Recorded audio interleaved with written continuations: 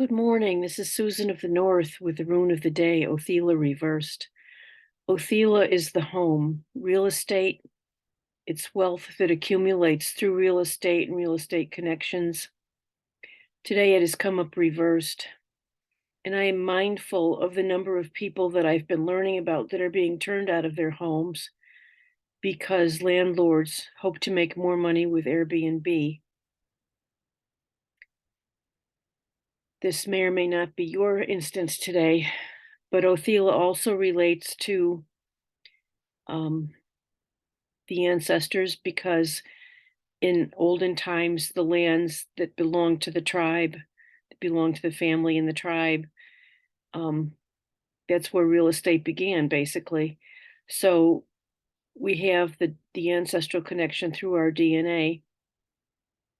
There may be something here related to the ancestors.